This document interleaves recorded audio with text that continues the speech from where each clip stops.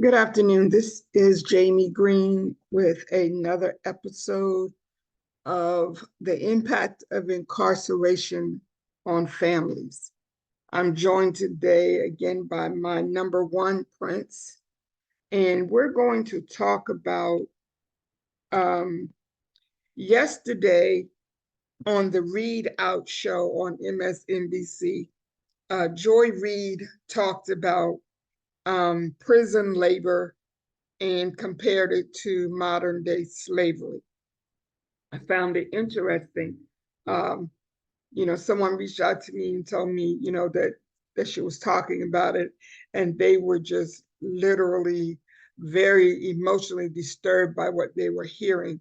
Because as I've been saying all along, as an advocate for inmates and as an advocate for the families of incarcerated people, I know for a fact that if it doesn't impact you directly, or if you don't realize, I should say, that it impacts you directly, a lot of people don't even think about prison or people who are in prison.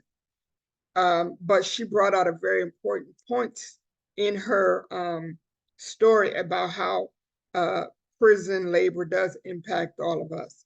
So before we get into that conversation, she also mentioned something that I want you to share with us, to break down for us and to explain to us today, um, my Prince, about the 13th Amendment.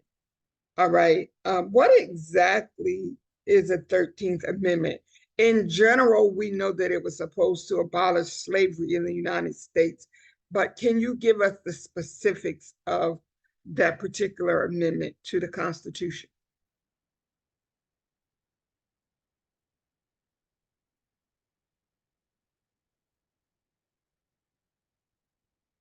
Hello?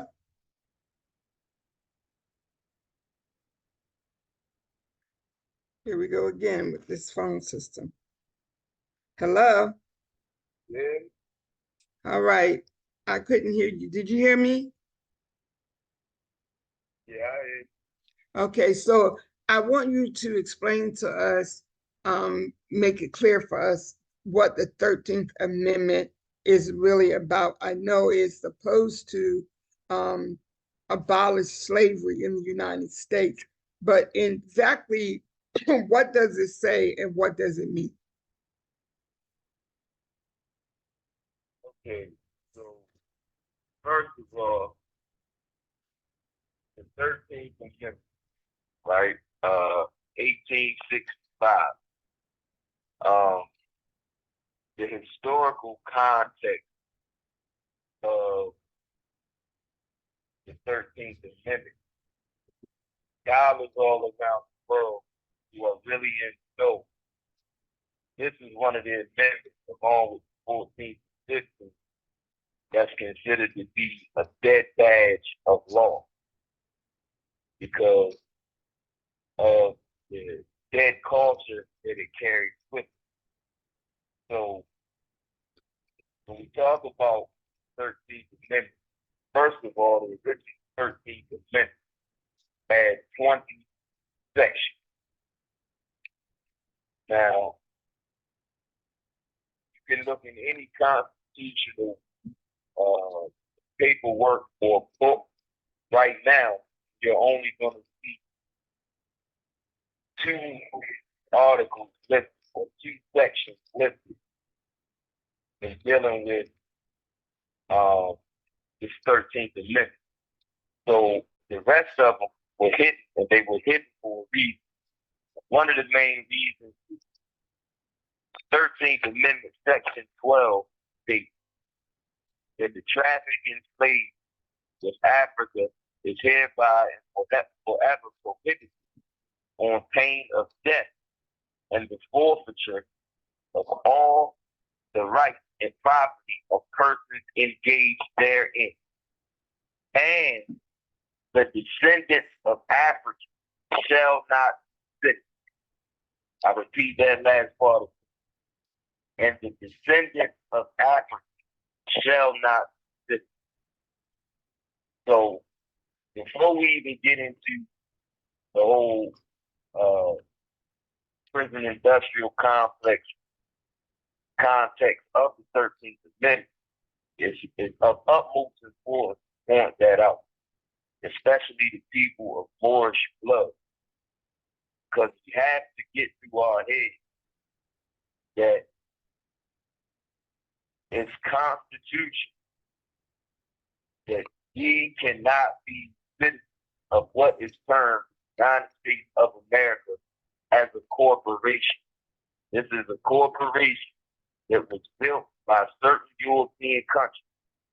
And again, if you ask any Mason or Eastern Star and any other Skull and Bones, all of these people societies that they have, if you can get one of them to tell you the truth, they will tell you that the stripes on the American banner, which is what it is a trade banner. Those 6 white stripes represent 6 European countries that came together to do business and colonize the indigenous people of these lands. That will be England, that will be France, that will be Germany, that will be Ireland, that will be Scotland, and that will be Holland or Dutch. These 6 European countries came together to do this. So this is a corporation. So again, like, I can't state the importance of understanding and overstanding that which I just explained. Because if we understand that, if we overstand that, then we will overstand every other political move that has been done from that time up until this very day, up until this very second. Now, with that being stated, 13th, when we talk about it abolished slavery, if you look in the law dictionary for the term abolish, it says that abolish means in the observance or effect of. And I will key in on effect of. So what this means is lawfully, if slavery was truly abolished, then there are certain international rights that come with 2 nations that have engaged in slavery, war, or any of the above. And when we hear people keep talking about reparations, again, if you look into reparations, you see that this deals with 2 nations that were at war, or one nation has done another nation wrong, and they're trying to make it right through some type of financial, currency, or land, or anything of the sort. So again, what was supposed to happen, if it was truly abolished, was something should have been put in place for our people to be back in the position that we were before the institution of slavery as a business.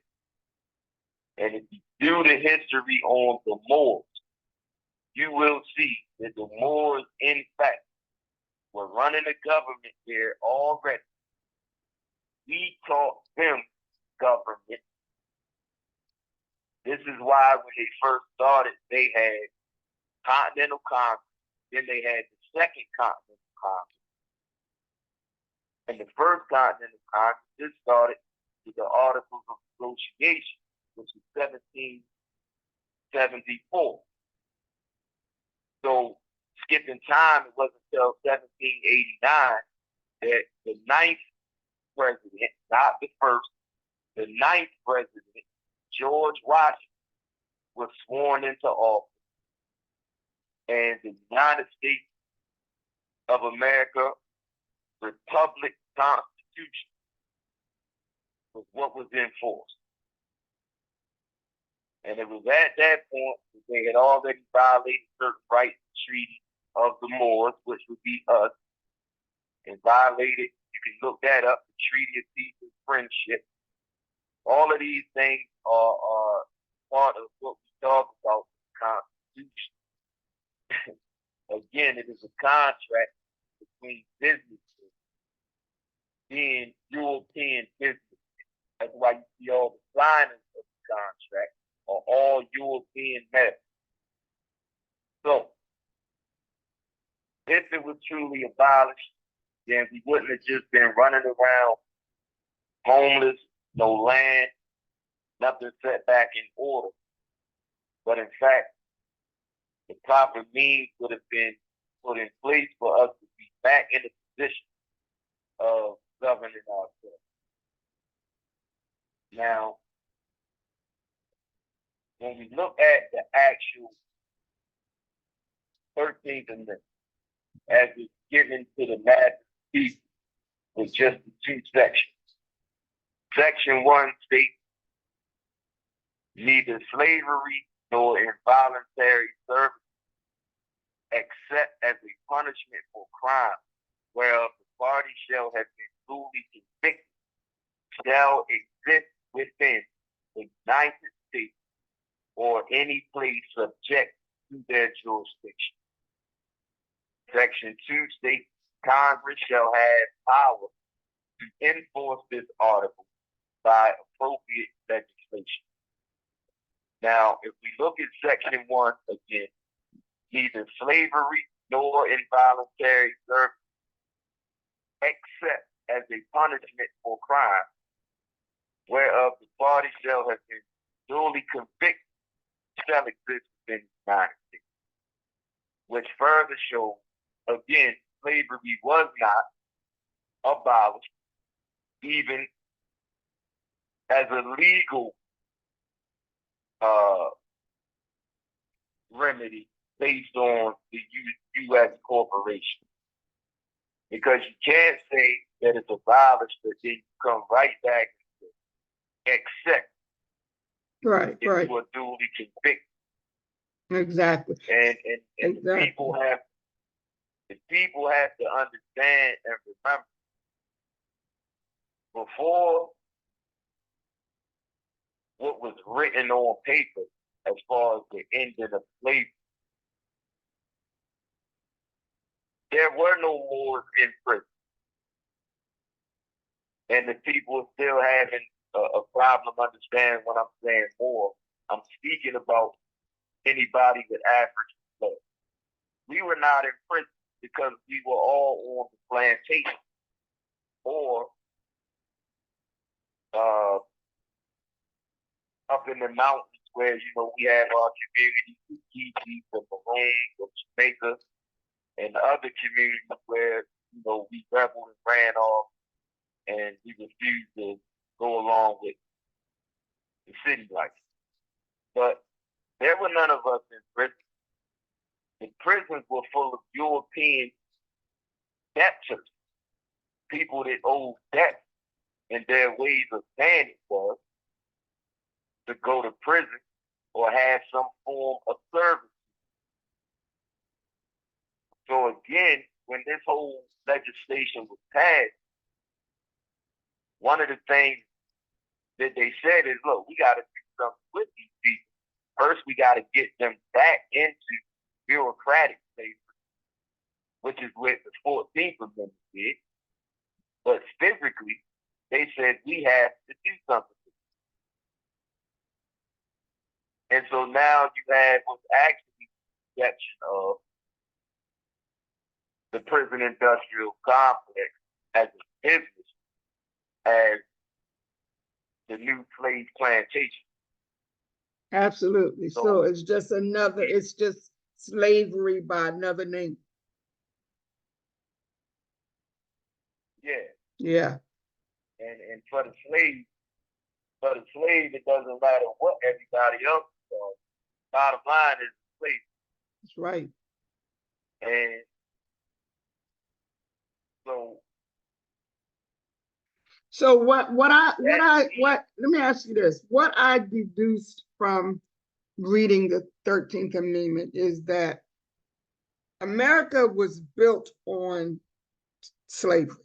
It was built on taking things from people that didn't belong to you and forcing them to build you a country.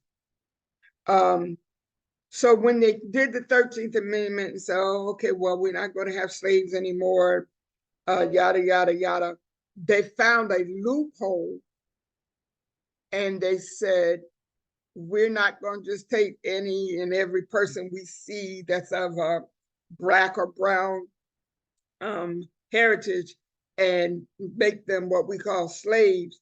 But the loophole that you mentioned about except that they, have been judged guilty of a crime or whatever, then that was the loophole that they used to make prisoners be the modern slaves in forced labor.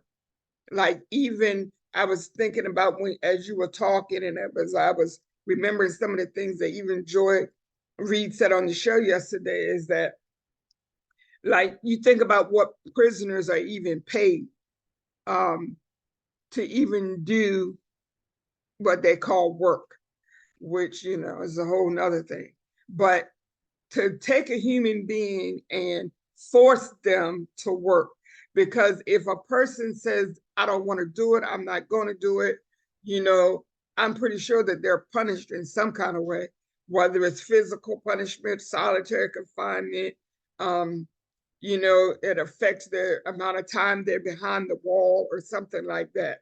But she said something very interesting that I hadn't really thought about, but I want to make sure I mention this today, is that she gave a whole list of name of companies that actually use or benefit from prison labor. Like, she said that on the shelves in our grocery stores are hundreds of items made by countries that use forced labor of prisoners. I never realized that before.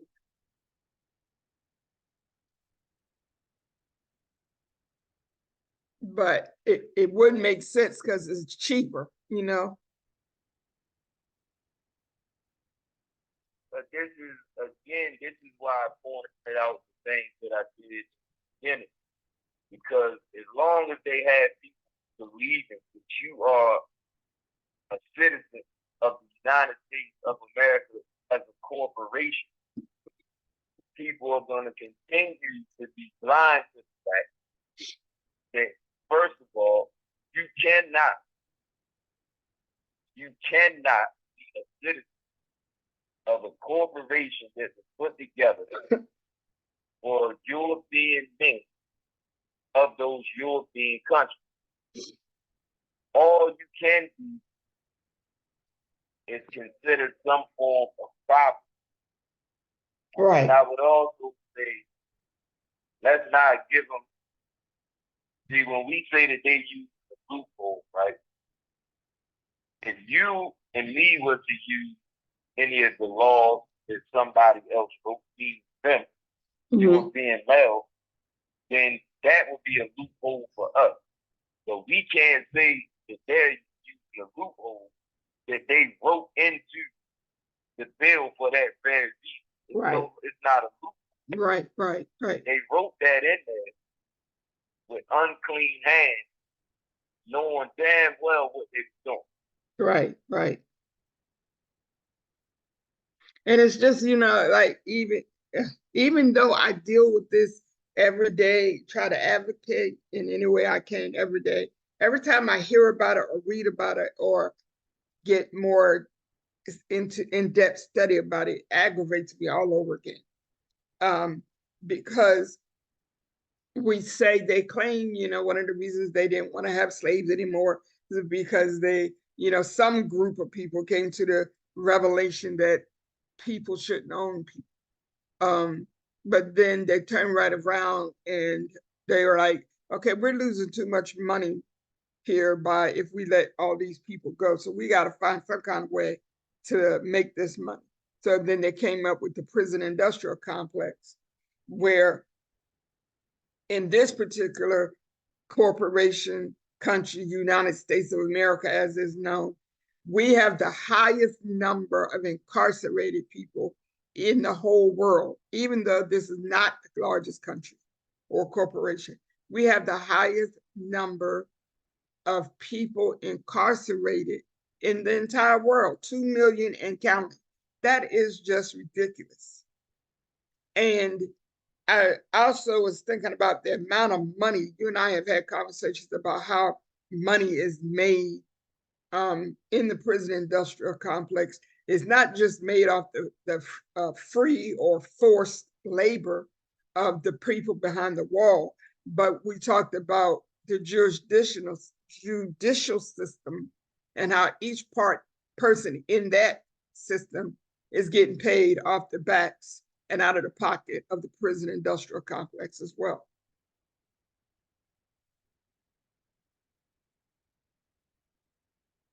So first, so everybody who's ever done a study on Civil War, everybody knows no Albion woke up in the morning and said, oh, slavery is not right.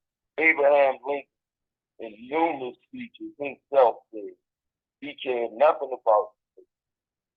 It was simply to save the Union, meaning the economy of the Union, the North. The Civil War was not about the slavery. It was about the fact that the South had so much free labor that they were making a killing with their cotton as an import-export business. Right. The North having more industry and buildings and manufacturing were going broke. So they tried to force their brethren down south to give up some of the slave labor to equal out the economy. It was never about our well-being. And one more thing I would say, when we say America was here long before they got here. If you look up in the 1936 Webster's Dictionary, unabridged, the old, before they started changing things, look up America. Mm-hmm. It says a copper-colored person found before the Europeans got here. They're talking about us. So that's another thing. We keep calling them Americans. They're not Americans, they're Europeans. Those are two different continents. Now they have a business here called the United States of America Incorporated. But as far as the land goes, as a country, they are not American. I don't care if they was born here or not. A person's nationality ties back to the homeland of their mother. And if you ask any of them what their mother country is, they would have to say what? Europe. So you can't be both a European and an American, just like you can't be an African and an American. And it's why we need to understand and get a hold on the political status of all of these things that we're going through. And until we do, we're going to keep being the majority on these plantations. They're going to keep using us on the stock market. We will keep being sold as bonds and surety packages because we don't understand that this is a business. Right. Absolutely. Well, I don't know how much time we have left, but can you just briefly tell us what the Black... You have 60 seconds remaining. Okay, we're gonna have to do that next time. I want you to explain to us what the Black codes are. So we'll do that the next time. Yes, sir. All right, hold on 1 second. I'm gonna try to stop this recording, but of course I can't. You have 30 seconds remaining. So look, I'm